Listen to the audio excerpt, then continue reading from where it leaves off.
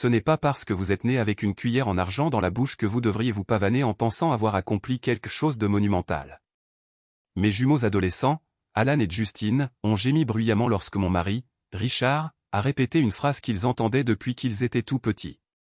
Maman implora Alan en buvant une gorgée d'eau, « Tu peux faire arrêter papa. » On va encore se farcir le discours classique sur la dure école de la vie, rouspéta Justine, en saisissant un couteau à beurre et en faisant semblant de se le planter dans la poitrine. Papa, je te jure que je le fais pour de vrai si on doit encore entendre cette histoire. Celle où tu trépignais dans la neige, en montée, dans les deux sens pour aller à l'école, avec un cheval sur le dos, remarqua Richard, en riant de bon cœur tout en tendant un petit pain aux enfants.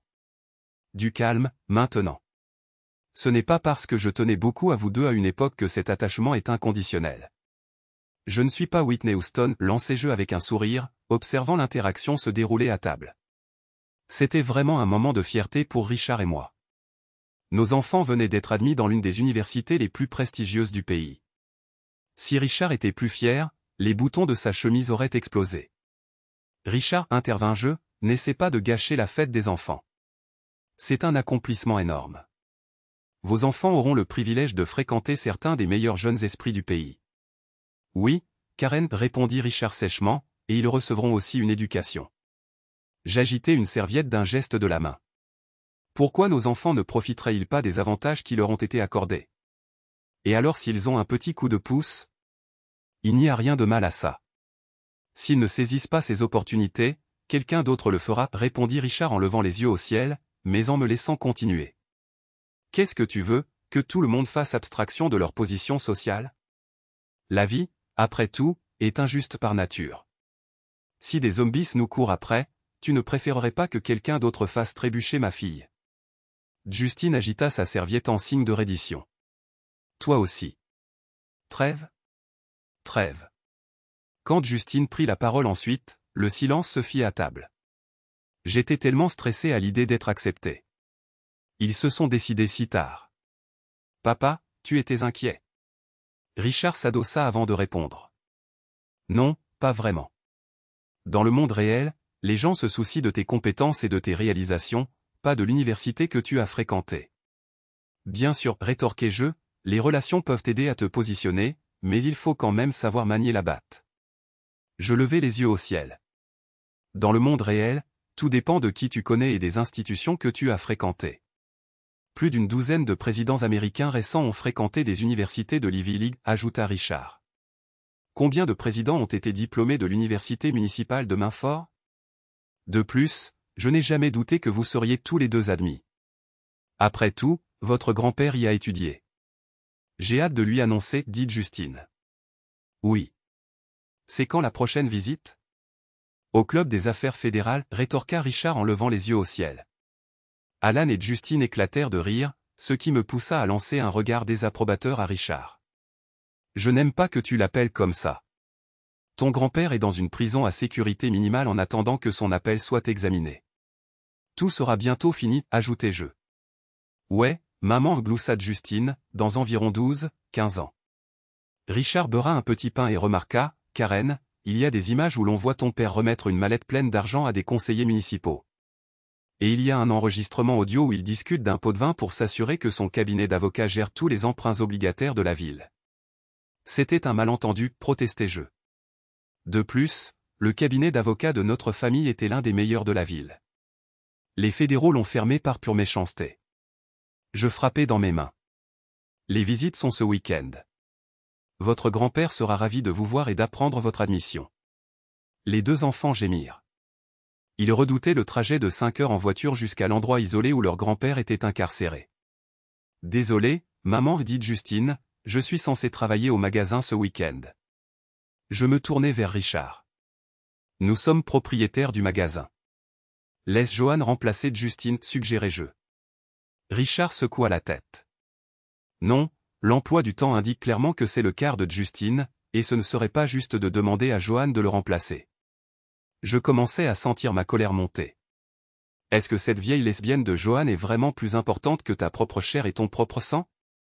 Non, répondit Richard en hochant fermement la tête. C'est la gérante de mon magasin. Johan n'est pas plus importante que ma fille, mais elle est plus importante que ton père, qui est un criminel? Je lançai un regard noir à Richard. Ces deux-là avaient toujours été en conflit.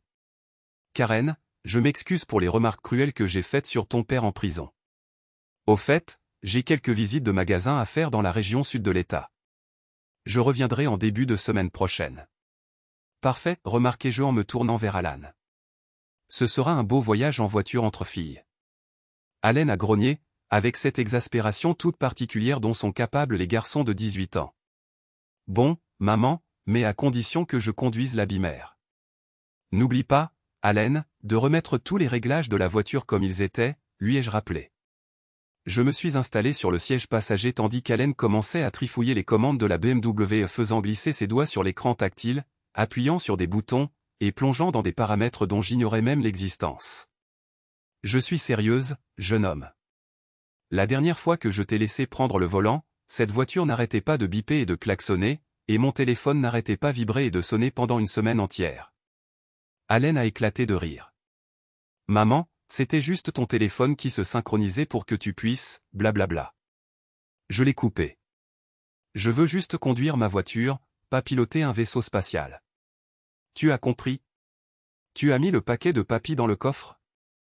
Allen a acquiescé en ajustant les rétroviseurs latéraux. Alors que j'ouvrais la portière de la voiture pour sortir, mon téléphone s'est mis à sonner. C'était Terry, mon ancienne colocataire de fac et la marraine de mes enfants. Salut, Terry, ai-je dit. Je suis sur le point de partir vers le nord pour rendre visite à papa. Comment va mon vieux pote? J'ai répondu, appuyé contre la voiture. Terry a gloussé. Karen, notre amitié est éternelle parce qu'on est trop feignante pour en recommencer une nouvelle. Je pars au tribunal, a-t-elle poursuivi. Je voulais juste te féliciter pour ces admissions universitaires sélectes pour tes filleuls. Merci, Terry, ai-je répondu. On est tous aux anges. Oh, j'adore tellement mes filleuls que je prendrai une balle pour eux, a-t-elle plaisanté. Rien de fatal, attention, juste un truc mineur dans la jambe ou ailleurs. Non létal. Mais comment ont-ils réussi ça? Leurs notes sont correctes, mais pas exceptionnelles. Est-ce que tu as convaincu Richard d'écrire un gros chèque de donation? Terry et moi taquinions toujours Richard sur ses tentatives de me faire respecter un budget. En grandissant, Richard n'avait pas eu grand-chose, alors ses valeurs financières étaient aux antipodes des miennes. J'ai jeté un coup d'œil à Allen, qui était toujours en train de tripoter quelque chose à l'intérieur de la voiture, puis j'ai baissé la voix. Peut-être que j'ai joué un petit rôle. La voix de Terry a légèrement tremblé. Oh mon Dieu, Karen, qu'est-ce que tu as fait? Rien de radical, l'ai-je rassuré. J'ai juste un peu faussé la donne, fait pencher la balance en notre faveur. Même au téléphone, j'ai pu entendre Terry gémir. S'il te plaît, dis-moi que ce n'est pas comme ce coup de la fac où tu as charmé un flic pour éviter une conduite en état d'ivresse, alors que la BMW était pratiquement insonorisée. J'ai regardé Allen, absorbé par son téléphone, les écouteurs sur les oreilles. Eh bien, j'ai pris les rênes, mais c'était bien différent, Terry. Déjà, ce n'était pas un flic, et il n'y a rien eu de physique comme ça. Karen, s'il te plaît, dis-moi que tu n'as pas fait quelque chose d'irréfléchi. Ce n'était pas irréfléchi, Terry.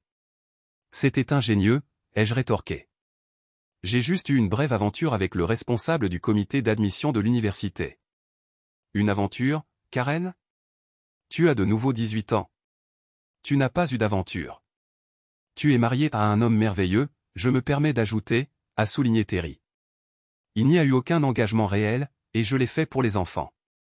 Ce n'est pas comme si j'avais trompé Richard ou quoi que ce soit. Si, Karen, c'est exactement ça, tromper. Richard penserait vraiment qu'une pipe équivaut à une infidélité? J'ai de nouveau regardé Allen pour m'assurer qu'il était toujours absorbé par son téléphone. Richard ne le saura jamais. Et c'était plus qu'une pipe, mais honnêtement, ce n'était pas grave. Quoi, ce n'est pas grave? Tu as diverti un fonctionnaire universitaire d'âge mûr et ça te va parfaitement. Terry, pourquoi ça te perturbe autant? J'ai vécu avec toi où tu ne te souviens pas? J'ai été témoin de certaines des créatures étranges que tu as accueillies dans notre chambre à l'époque. De plus, ce n'était pas un simple administratif au hasard. C'était le directeur des admissions, et ce n'était pas émotionnel, c'était purement physique. Oh, ma chérie, ce n'était que du sexe. Je te connais bien. C'était plus qu'une simple gratification, n'est-ce pas? Je me suis mordu la lèvre et me suis assuré qu'Allen restait collée à son téléphone. Terry, tu te rends compte à quel point le taux d'admission à cette université est compétitif? On parle d'une institution équivalente à l'Ivy League. Oh, excuse-moi, Karen, a répliqué Terry, d'un ton dégoulinant de sarcasme. Lui as-tu offert un avant-goût d'une hospitalité digne d'une professionnelle? Les élèves bénéficieront-ils d'un emploi du temps amélioré si tu as des relations sexuelles non conventionnelles avec lui aussi? Je suis restée silencieuse. Il y a eu une longue pause, puis Terry a explosé. Tu as permis à cet homme d'avoir des relations sexuelles non conventionnelles avec toi? Tu as passé des années à repousser les avances de Richard, et maintenant ça? Terry, je ne l'ai répété qu'une fois. Une fois? Tu l'as donc fait plus d'une fois maintenant. Ma tête commençait à me faire mal. Je devais obtenir l'admission pour les 2 enfants. Alors oui, c'est arrivé 2 fois. Le responsable des admissions a mentionné une session par candidat. C'est raisonnable, ai-je entendu Terry remarquer, sa voix étant désormais encore plus imprégnée de sarcasme. Je suis sûr que le calendrier des paiements était clairement défini dans la brochure du candidat. Alors, il était comment? Ça valait le coup? Oh mon Dieu, Terry, il était fantastique. J'ai fait remarquer que l'homme avait le physique d'un dieu grec et l'endurance d'un athlète de haut niveau. J'avais perdu le compte du nombre de fois où disons simplement que ce fut l'expérience la plus excitante de ma vie. Bordel, Karen, je suis à la fois horrifiée et envieuse, s'exclama Terry. Tu ne l'as fait qu'une fois, n'est-ce pas? Pas plus. Tu es sérieuse, Terry? Bien sûr que je vais continuer à voir le dieu des admissions. Il fait de moi son instrument. Comment puis-je revenir au fade Richard après avoir vécu une intimité aussi bouleversante et transcendante? En fait, Terry m'interrompit. Écoute-moi. Je ne pouvais plus retenir mon rire. J'ai ri si fort qu'Allen m'a regardé, ce qui m'a incité à changer le téléphone d'oreille et à m'éloigner de la voiture au cas où Allen pourrait entendre la conversation. Oh mon Dieu, Terry, tu es la personne la plus crédule que j'ai jamais rencontrée. Comment es-tu même devenue avocate? Le responsable des admissions était un type pâle et obèse d'une bonne quarantaine, avec une mèche gominée et grasse qui ressemblait à un projet scientifique d'enfant de 7 ans. Passer du temps avec cet individu, dire que c'était terrible serait faire preuve d'une générosité excessive. La seule chose positive que je puisse retenir, c'est que ce fut au moins bref. Mon Dieu, Karen, je te déteste tellement, gloussa Terry. Tu as vraiment foiré. Maintenant, je n'ai pas pu m'empêcher de glousser également. Pas du tout. Juste cette fois, pour obtenir ce que je voulais. Écoute, Terry, il faut que j'y aille, mais j'apprécie ta discrétion. Juste 2 amis qui papotent. Karen, notre amitié est si profonde que même si nous nous disputions un jour, je ne te frapperai pas trop fort au visage.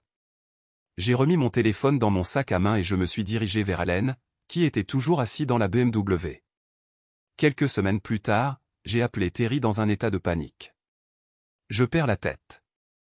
J'ai presque hurlé dans le téléphone. Tu as entendu les nouvelles? Eh, du calme ma poule. Je suis en train de conduire. Laisse-moi mettre le kit main libre. J'ai entendu un klaxon retentir en arrière-plan, suivi de Terry criant sur quelqu'un.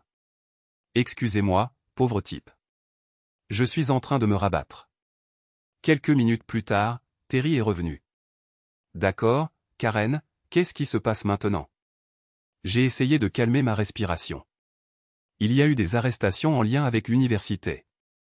Le FBI est en train d'arrêter un groupe de personnes pour avoir soudoyé des responsables universitaires afin d'assurer l'admission de leurs enfants dans les meilleures universités.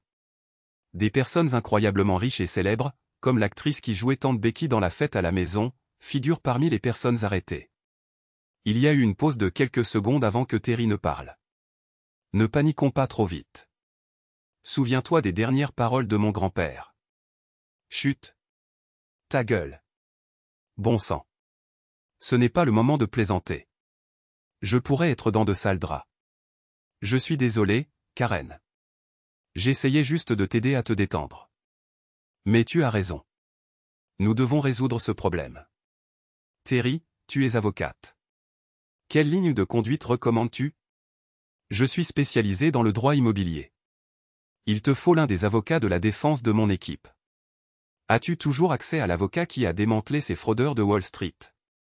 Terry fit une brève pause avant de répondre. Oui. Je peux t'organiser une réunion, mais Karen, ça coûte environ $20 000 juste pour la première consultation. Étage 20 000 $? Terry confirma. Ce n'est que le montant du forfait initial. Tu ne voudrais même pas connaître le tarif horaire au-delà de ça. Et si ça va jusqu'au procès, eh bien. Elle laissa sa phrase en suspens. J'ai changé le téléphone d'oreille. Oh mon Dieu, Richard va faire une crise. Tu devrais peut-être envisager de faire appel au cabinet pour lequel travaillait ton père, proposa Terry. Tu veux dire mon père, qui est en prison? Devrais-je faire appel à ce cabinet d'avocats? Quelle suggestion brillante. Peut-être que le système correctionnel propose des jours de visite père-fille pour Richard et mes enfants. J'ai secoué la tête. Je ne m'attends pas à dîner aux frais du gouverneur. Organise juste la réunion, s'il te plaît. Au cours des jours suivants, j'ai été obsédé par cette affaire. Je ne pouvais pas m'empêcher de suivre les informations concernant le scandale universitaire que les forces de l'ordre avaient baptisé « Opération Varsity Blues ». Je trouvais incompréhensible que les journalistes ne cessent de répéter que le gouvernement avait réellement l'intention de condamner les personnes arrêtées à une peine de prison. Depuis quand est-il devenu illégal d'utiliser ce que l'on possède pour assurer une vie meilleure à ses enfants et à soi-même? J'avais la nausée en regardant les procureurs du gouvernement et les agents des forces de l'ordre, vêtus de leurs costumes mal taillés et achetés en prêt-à-porter, répandre des mensonges lors de conférences de presse sur l'équité et l'exploitation du système. Comme s'ils ne feraient pas la même chose si on leur en donnait ne serait-ce qu'une infime opportunité. Terry m'a informé que la secrétaire de leur avocat principal, le plus grand expert, m'avait provisoirement inscrite à l'agenda pour une consultation. Cependant, je devrais déposer $25 000 sur le compte du cabinet avant qu'il ne confirme le rendez-vous. Pendant plusieurs jours, j'ai essayé de relâcher la tension de Richard grâce à nos moments intimes, mais le stress m'avait transformé en une actrice amateur. Hier soir, Richard m'a même repoussé, une première dans notre mariage. Alors, ce soir, après le dîner, je me suis assuré que les enfants étaient sortis de la maison et j'ai approché Richard dans le salon à la hâte. Richard, chéri, il faut qu'on parle. Richard leva les yeux vers moi depuis son fauteuil à haut dossier. En réalité, Karen, nous n'avons rien à discuter. Il fit un geste vers son ordinateur portable posé sur la table basse près de l'enceinte Bluetooth. Ce qu'il faut, c'est que tu écoutes. Richard se pencha en avant et appuya sur un bouton de son ordinateur. Soudain, ma voix s'échappa des haut-parleurs. J'ai laissé ce crétin faire ça une deuxième fois. Une deuxième fois? Tu as fait ça avec cet imbécile plus d'une fois? Ma vue commença à se brouiller tandis que l'enregistrement de ma conversation avec Terry continuait. Alors, comment il va? Ça valait le coup? J'étais abasourdi, mais je me suis vite ressaisi. Richard. Richard leva la main pour me faire taire et murmura, chut. C'est la meilleure partie. Je fixai l'enceinte comme si c'était un serpent venimeux, qui continuait à cracher son venin. Tu es sérieux, Terry? Bien sûr que je vais continuer à voir le dieu du comité d'admission. Il manie mon corps comme un musicien virtuose. Comment pourrais-je jamais retourner à mon mari Richard, si banal, après une intimité aussi bouleversante? Franchement. Richard se pencha pour appuyer sur la barre d'espace. Malheureusement, c'est là que ça s'arrête. Mais je crois que nous comprenons tous les deux comment ça se termine. Mon esprit était paralysé. Richard, d'où ça vient? Richard secoua la tête.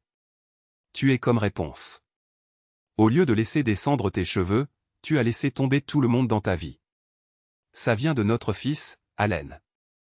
Il détourna le regard. Tu te rends compte à quel point c'est embarrassant quand tes propres enfants t'apportent des choses comme ça? Nos enfants? Justine et Allen.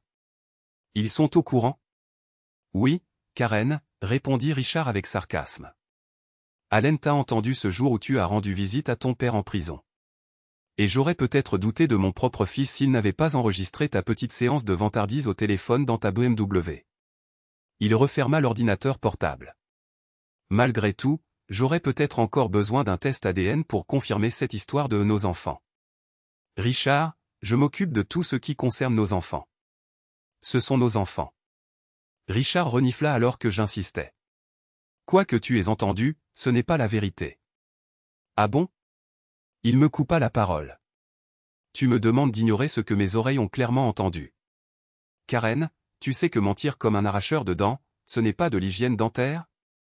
Richard, il faut que tu me laisses m'expliquer. Mais Richard ne me jeta même pas un regard en fermant l'ordinateur. Excuse-moi, j'ai dû rater ce passage de ton explication parce que je n'écoutais pas. Je tendis la main et saisis la sienne. S'il te plaît, écoute-moi.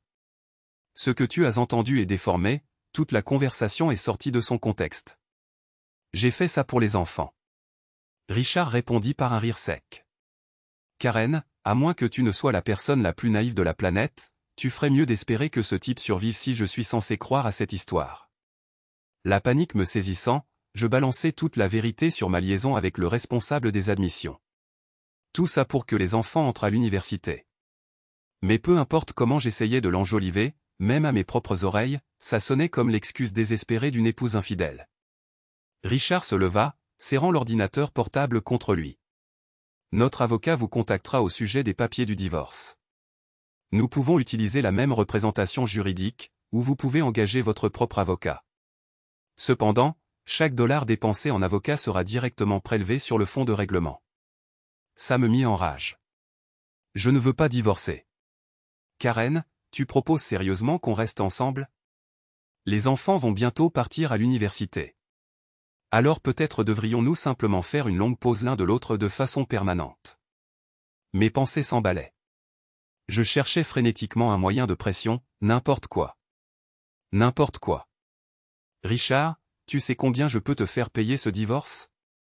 Richard gloussa. Tu sais pourquoi les divorces sont si chers? Parce qu'ils en valent la peine.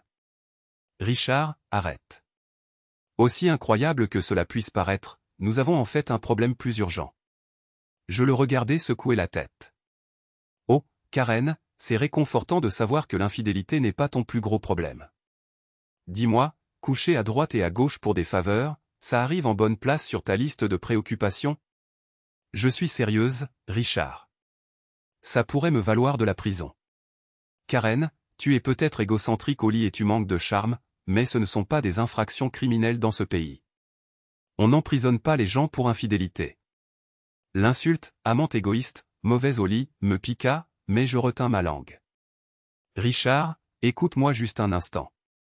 Et je lui détaillai l'enquête en cours, les implications, les honoraires initiaux de l'avocat, culminant avec le fait que nous avions besoin de 25 000 $. Richard se rassit, fixant le plafond d'un air absent. 3 choses me viennent à l'esprit. Premièrement, le karma est une bête.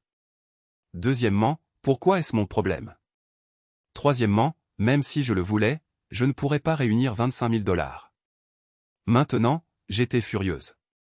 C'est absurde, Richard. Nous avons sûrement cette somme cachée quelque part. Nous pourrions refinancer la maison, contracter un prêt sur les magasins. Tu pourrais accéder à ces fonds si tu essayais. C'est en partie mon argent.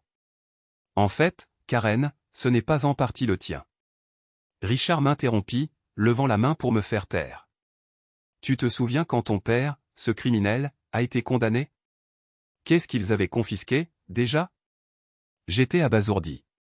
Tu le sais parfaitement, Richard. Les autorités ont saisi tout ce que possédait mon père, la maison principale, la propriété en bord de mer, le chalet à la montagne, tous les véhicules, et bien sûr, pas un centime n'a été épargné.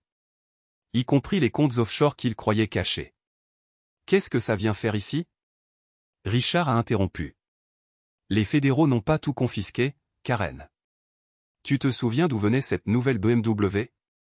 Du fonds de placement que ton père avait créé pour toi. Et quoi exactement, Karen? Richard a encore interrompu. Les fédéraux ont tout pris sauf ton fonds de placement protégé, intact et inviolable. Le conseiller financier qui a mis en place ce fonds était la seule personne compétente dans toute l'équipe de ton père. Et alors? Ai-je rétorqué à Richard. Eh bien, Karen, après la chute de ton père, orchestrée par les fédéraux, j'ai commencé à y réfléchir, et j'ai engagé le même professionnel qui gérait ton fonds de placement pour en créer un pour nous. Mes pensées s'emballaient frénétiquement. Pour l'amour du ciel, Richard, nous avons absolument besoin de ces 25 000 $. Richard a poussé un soupir et a commencé à me parler comme si j'étais une petite fille. Karen, laisse-moi te simplifier les choses, tout ce que nous possédons est placé dans un fiducie. Notre maison, mon véhicule, tes bijoux, toutes les entreprises, et ainsi de suite. La fiducie me verse un salaire pour superviser les opérations, mais elle est gérée par un exécuteur testamentaire, et il doit approuver toutes les dépenses dépassant une certaine limite provenant des fonds de la fiducie. Je sentais un mal de tête se profiler. Cette explication est complètement absurde, Richard. Comment suis-je censé accéder à mes fonds?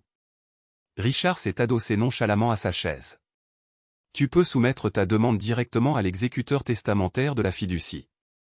Il est la seule personne habilitée à autoriser des dépenses de cet ordre. Très bien, très bien, très bien, ai-je interrompu abruptement. Alors va chercher le bourreau. Cet exécuteur testamentaire, Karen, pas bourreau, a corrigé Richard. Se relevant, il s'est dirigé vers la porte. Arrivé à la porte, il s'est retourné vers moi et a fait remarquer sarcastiquement, « Oh Karen, c'est vraiment tragique de te voir pleurer sur ta prétendue trahison et la fin de notre mariage. » Ironiquement, cependant, tu n'as pas encore présenté d'excuses.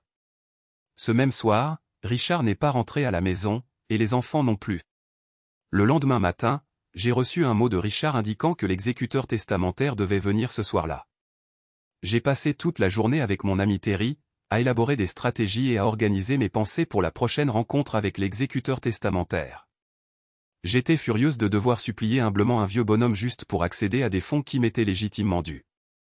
J'étais loin d'être sereine quand je suis entrée dans la maison ce soir-là et que j'ai remarqué Richard dehors avec l'un des responsables du magasin au milieu d'une collection de bouteilles de bière vides. En faisant coulisser la porte du patio, je me suis adressée à Richard d'un ton égal. « Richard, pourrais-je avoir un moment seul avec toi à l'intérieur ?» J'ai délibérément ignoré sa compagne, qui semblait inconsciente et finissait sa boisson. « Excuse-moi, » a dit Richard à sa compagne, qui venait d'allumer une cigarette. Il est ensuite sorti du patio et j'ai fermé la porte derrière lui. Richard s'est contenté de me fixer. Finalement, j'ai brisé le silence. « Richard, pourquoi cette vieille lesbienne est-elle ici? Tu pourras régler les problèmes de déchets ou d'assainissement de l'adresse de Wilson Street à un autre moment. Tu as mentionné que ce fichu exécuteur testamentaire allait arriver sous peu, alors envoie cette femme. » Un sourire s'est étalé sur le visage de Richard avant qu'il ne réponde, « Bien sûr, Karen, je vais demander à cette vieille lesbienne, Joanne, de partir. Mais n'oublie pas, Joanne est l'exécutrice testamentaire de la fiducie, et une fois qu'elle sera partie, tu devrais peut-être commencer à planifier ton uniforme de prison. » J'étais abasourdi. J'ai jeté un coup d'œil dehors à nouveau. Joanne était en train d'allumer une autre cigarette sur notre terrasse. Richard a continué, « Mais Karen, peut-être que Joanne peut résoudre le problème des ordures et t'emmener avec elle quand elle partira. » J'ai ignoré les remarques de Richard et j'ai fait un geste vers Joanne, qui se versait maintenant une autre bière. « Richard, ne me dis pas que tu as donné tous nos biens à une vieille lesbienne qui fume à tout va et qui dirige un magasin. » Richard a secoué la tête. « Karen, savais-tu que la compagne de Joanne, avant son décès, était à la tête de l'une des entreprises d'investissement les plus importantes de la région? » J'ai regardé Joanne à nouveau. Je supposais que c'était une institutrice à la retraite que tu employais pour l'aider à joindre les deux bouts. Richard a étouffé un rire. « Et qui crois-tu qui m'a accordé mon premier prêt et m'a aidé à créer l'entreprise pour qu'elle puisse se développer? Sans elle, je dormirais encore à l'arrière de mon premier magasin. » Il a agité la main d'un air désinvolte. Au fait, Joanne a hérité de la moitié des parts de l'entreprise de sa compagne. Et elle possède plus de richesses que le roi Midas. Elle gère simplement les magasins pour rester occupée. J'ai jeté un dernier coup d'œil à Joanne, toujours assise dehors. Elle portait un jean usé et une chemise de flanelle, rien d'extravagant, et des baskets de marque basique aux pieds. Joanne n'aurait pas détonné, même sur le perron d'un mobil-home dans un camping. Clac. Richard claqua des doigts. « Alors, Karen, tu veux toujours que je vire cette vieille gouine? » En réponse, je lui lançai un regard glacial, empoignai mon attaché-caisse Gucci rempli de documents et ouvris d'un coup sec la porte coulissante en verre qui donnait sur le patio. Joanne éteignit sa cigarette et posa un livre imposant sur la table du patio pendant que Richard et moi nous installions sur nos chaises. « Karen, soyons clairs. Avec combien de personnes as-tu couché et combien de fois pour nous mettre dans ce pétrin? » Un frisson me parcourut l'échine. « Tu n'as pas besoin d'être aussi irrespectueux. » Richard secoua la tête, tandis que Joanne me jeta un coup d'œil par-dessus ses lunettes avant de répondre, « Tu préférerais être étiqueté comme adultère? » Comptant sur ses doigts, Richard ajouta, il y a adultère, racolage. Je frappai la table de la main. Ce n'était qu'un seul homme, et je ne l'ai pas fait pour de l'argent. Bon, adultère semble approprié alors, conclut Richard. Joanne leva une main. Sans intérêt, princesse. Richard m'a déjà tout raconté. Elle ouvrit le volumineux livre placé devant elle. Voici l'annuaire de l'université de l'année dernière. Peux-tu identifier le membre du personnel des admissions avec qui tu as eu des relations? Ignorance à pic, j'examinai la page intitulée « Personnel administratif », surpeuplée de rangées de photos et de titres. Après avoir parcouru rapidement les pages, je levai les yeux vers Joanne. L'homme que j'ai rencontré était le directeur des admissions, mais sa photo n'est pas là. Joanne pointa du doigt la photo d'un homme noir plus âgé, à l'allure digne. C'est le directeur des admissions. Il dirige également le département d'études LGBTQ de l'université et est avec son partenaire depuis près de 30 ans. Je pointai du doigt la photo. Eh bien, c'est le nom qu'il m'a donné, mais ce n'est pas la personne avec qui j'étais.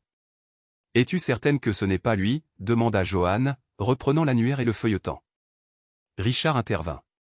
Karen, es-tu sûre que tu ne le confonds pas avec quelqu'un d'autre avec qui tu as couché? Peut-être pour un ticket de parking ou une amélioration de ta chambre universitaire? Je choisis d'ignorer la remarque de Richard et me tournai vers Joanne. Il travaillait dans le bureau principal des admissions. C'est là que nous nous sommes rencontrés au début. Richard ne put s'empêcher d'intervenir à nouveau. Peut-être pouvons-nous trouver une photo de quelque chose que tu reconnais, comme les dalles du plafond, ou peut-être comparer le motif de la moquette aux marques sur tes genoux. Joanne ne semblait pas s'en soucier lorsqu'elle localisa la page correcte, puis tourna l'annuaire de l'université vers moi. Parmi la rangée centrale de photos sur la page, un visage se démarquait. C'est lui, m'écriai-je, pointant du doigt l'image d'un homme d'âge moyen souriant, au visage joufflu et à la coupe de cheveux désastreuse. C'est avec ce type qu'il couchait. Richard me regarda, puis lut à voix haute l'entête de la page. Personnel technique de votre université. Puis il lut la légende sous la photo. Stagiaire d'entretien junior à temps partiel. Je me laissai retomber sur ma chaise tandis que Joanne souriait d'un air narquois et allumait une cigarette. On dirait que tu as couché avec le concierge, princesse. Richard se leva et s'éloigna de la table tandis que je serrais le livre à deux mains. Ce n'est pas possible. Nous nous sommes rencontrés dans le bureau des admissions. Il était assis à un bureau. Il passait même des appels depuis un téléphone de travail. Comment aurait-il pu accéder à cette zone? C'est impossible. Joanne laissa échapper un anneau de fumée avant de répondre. Quand l'as-tu rencontré? Laisse-moi deviner.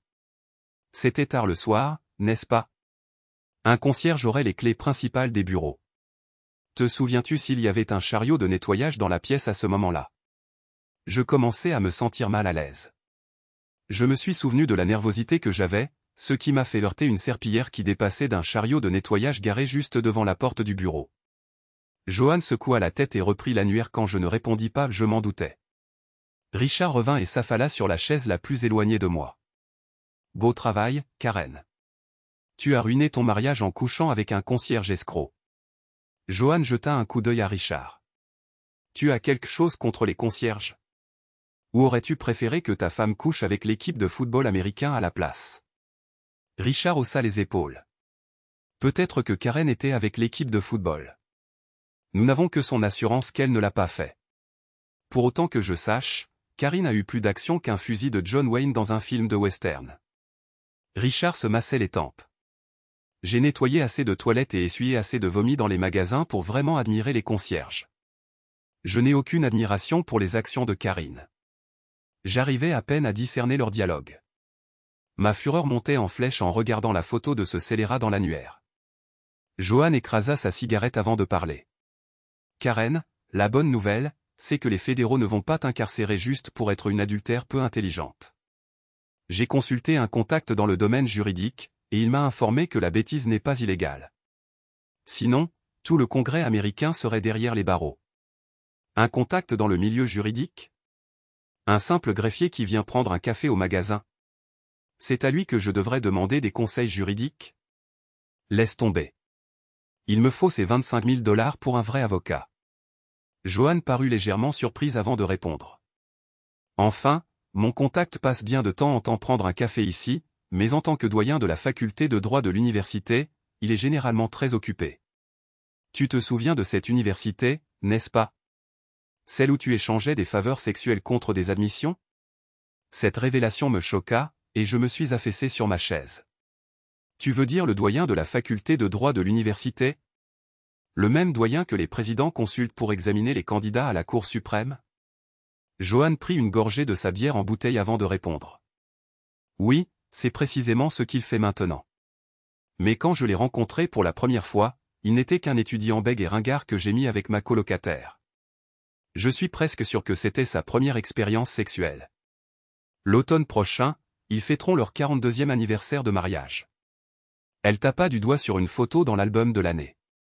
Certains des agents de sécurité du campus sont des clients, alors j'ai posé des questions sur ton homme. Apparemment, il a plus de bagou que de tours de taille. Tu n'es pas la première femme d'âge mûr à qui il joue ce tour.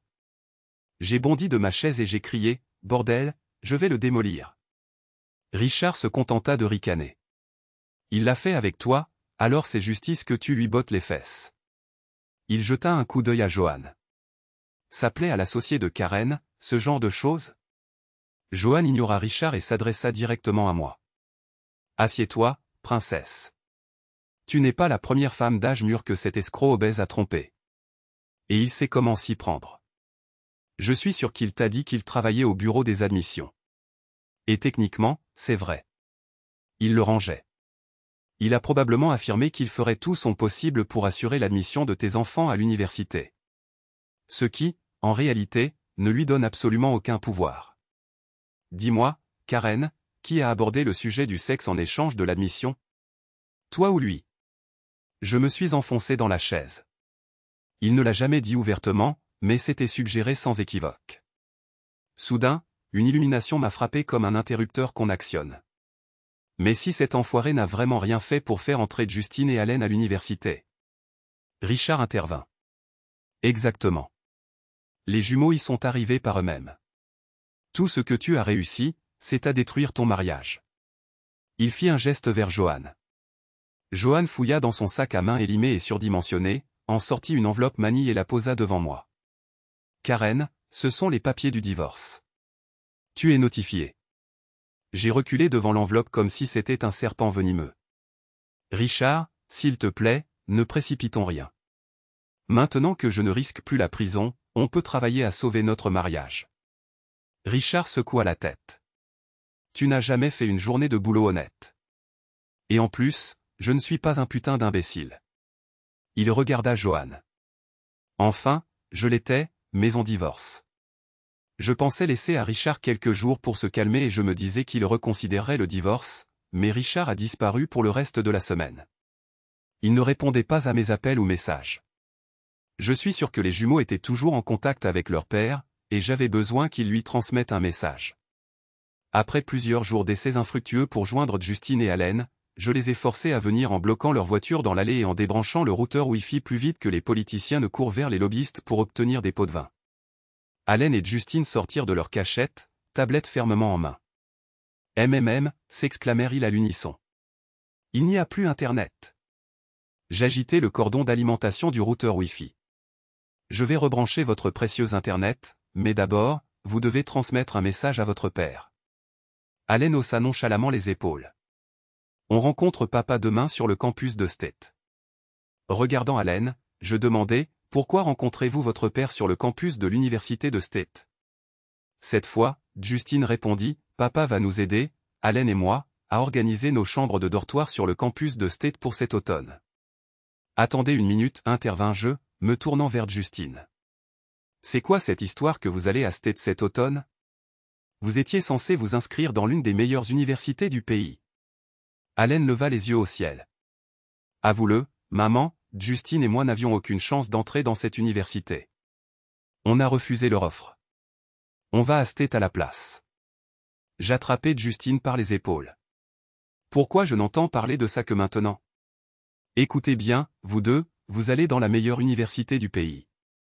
Vous vous êtes tués à la tâche pour arriver jusque-là, et maintenant vous jetez tout ça par la fenêtre. Allen, ne cherchant pas à masquer le dédain dans sa voix, rétorqua, non, maman, c'est toi qui as fait tout le boulot. Ou peut-être que quelqu'un d'autre l'a fait pour toi, maman. Relâchant Justine, je reculai d'un pas à l'écouter. Si je pouvais frotter une lampe et invoquer un génie pour arranger tout ça, je le ferais. Justine ricana. T'es sûr que tu ne frotterais pas une autre partie du génie, plutôt? J'ai pivoté pour gifler Justine, mais Allen m'a attrapé le poignet, grognant, désolé, épave. Arrête de secouer ma main comme ça. J'ai lutté pour garder mon calme. Tout ce que j'ai jamais fait, je l'ai fait pour vous. Allen a renchéri, non, tu ne l'as pas fait. Tu n'as fait que nous saboter. Vous nous avez ridiculisés. Pas seulement rendus idiots, mais criminellement. Je lui ai rétorqué, ce n'est pas vrai. Aucune accusation n'a jamais été portée. Justine a levé les mains au ciel. Combien de temps crois-tu qu'il faudra avant que ce concierge avec qui tu as eu une liaison ne se retrouve sur TMZ, ou que tes photos ne finissent sur un site louche à l'étranger?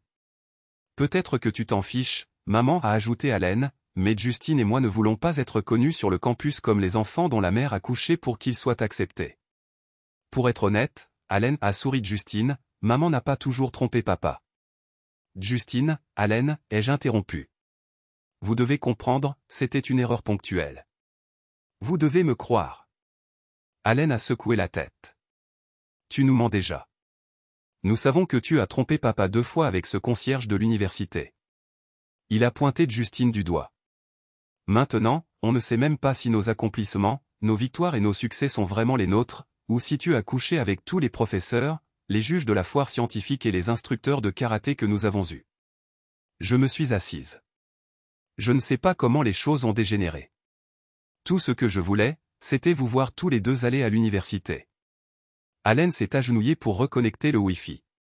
Tu sais, maman, a-t-il dit, un cauchemar reste un rêve. Le divorce a suivi son cours, malgré mes tentatives de le retarder tout au long de cette épreuve. Je n'ai communiqué avec Richard qu'une seule fois, lorsque je l'ai aperçu entrant dans le cabinet de l'avocat. Richard, ai-je crié, en attrapant sa manche. J'essayais de te joindre. Richard m'a jeté un coup d'œil. Ouais, j'ai remarqué que le téléphone sonnait. J'ai resserré ma prise sur sa manche. Tu sais, tu aurais dû répondre à mes appels. On aurait pu éviter tout ça. Il a secoué la tête. Je suppose que j'ai dû perdre ton numéro. C'est probablement arrivé quand j'ai appuyé sur la touche supprimer. J'ai lâché son bras et tenté une autre approche, prenant ma voix la plus sexy.